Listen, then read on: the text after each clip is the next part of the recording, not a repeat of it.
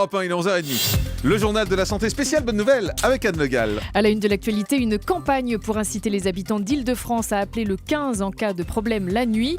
Une mutuelle 30% moins chère proposée par la ville de Bayonne. Et enfin, les hommes, quand ils font les courses, ont tendance à préférer la proximité à la qualité. Ils n'achètent des fruits et légumes que lorsqu'il y en a à proximité. Ça, je ne sais pas si c'est une bonne nouvelle, mais en tout cas, ça fait sourire. En Île-de-France, les autorités incitent à appeler le 15 en cas de problème la nuit. L'Agence régionale de santé d'Île-de-France a lancé hier une campagne pour indiquer qu'en cas de problème de santé la nuit ou de malaise, il ne faut pas se rendre aux urgences trop vite, mais appeler le 15 avant.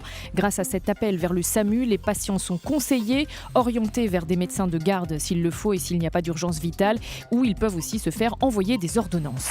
Une mutuelle 30% moins chère proposée par la ville de Bayonne. C'est une mutuelle santé proposée à tous les habitants de la ville depuis le 5 janvier. Bayonne est la première ville de France de cette importance à se lancer dans un dispositif de mutuelle moins cher pour tous. La mairie s'est rapprochée d'une association pour négocier des tarifs intéressants.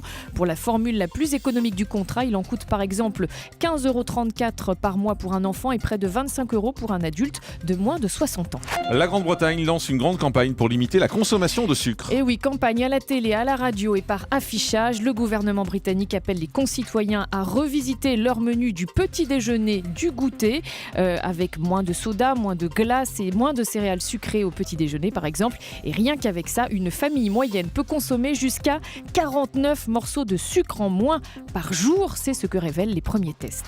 En matière d'alimentation, les hommes ont tendance à préférer la proximité à la qualité. Et oui, en clair, ils mangent plus facilement des fruits et légumes s'il y a des magasins dans le quartier. Et s'il n'y en a pas, eh bien tant pis, contrairement aux femmes qui, elles, sont prêtes à faire leurs courses un peu plus loin pour trouver des aliments équilibrés. Ce constat ressort d'une étude canadienne auprès de 49 000 Canadiens menée sur 3 ans. Leur alimentation a été étudiée et mise en regard de la proximité des fast-foods, des épiceries, des magasins bio et des vendeurs de produits frais.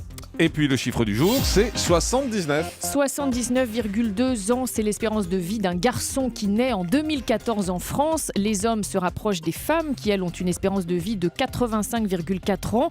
Ce sont les dernières données de l'INSEE présentées hier. Cela veut dire qu'à 60 ans, un homme ou une femme ont encore 20 ans à vivre ou plus. Donc on a encore à 60 ans un tiers de sa vie devant soi.